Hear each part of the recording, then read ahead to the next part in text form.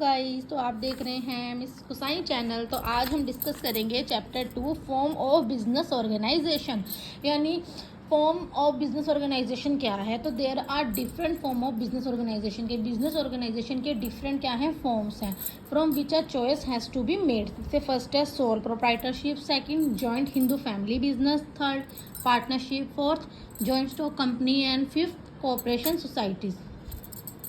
अब सबसे पहला जो है वो हम आज डिस्कस करेंगे सोल प्रोप्राइटरशिप। सोल प्रोप्राइटरशिप, आइए देखते हैं सोल प्रोप्राइटरशिप क्या होता है। Sole proprietorship it is a form of organisation which is own, manage and control by an individual who bear all the risk and receive all the profits. मतलब कि इसमें क्या होता है, एक ही पर्सन होता है, यानी खुद ही वो ओनर है, वो अपना बिजनेस को मैनेज भी करेगा, अपने बिजनेस को कंट्रोल भी करेगा, सिर्फ एक ही पर्सन। और जितना भी रिस्क होगा और जितना भी प्रॉफिट होगा वो खुद ही सारा अपना बियर करेगा। इसमें पार्टनर्स नहीं होते, इसमें अकेला पर्सन ही होता है, वही अपना बिजनेस चलाता है, वही अपने बिजनेस को मैनेज कैसे करना है वो करता है, अपने बिजनेस को कंट्रोल कैसे करना है, बिजनेस में रिस्क कैसे है उसको कैसे सेटिस्फाई करना है, और जितना भी प्रॉफिट है वो सारा भी वो खुद ही अपने में डिस्ट्रीब्यूट करता है। ये होता है हमारा सोल प्रोप्राइटरशिप। आती हैं इसकी फीचर्स। फर्स्ट फीचर है इसकी फॉर्मेशन एंड क्लोजर।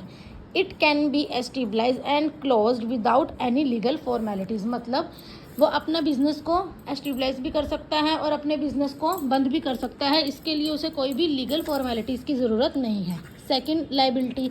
इसमें क्या है कि सोल प्रोप्राइटरशिप जो होता है उसके पास अनलिमिटेड लाइबिलिटी होती है in the firm, business organisation की फर्म में। यानी वो जितनी मर्जी अपनी लाइबिलिटी के अकॉर्डिंग अनलिमिटेड लाइबिलिटीज़ का यूज़ कर सकता है अपने बिजनेस को चलाने के लिए। उसके बाद sole risk bear and profit receipt.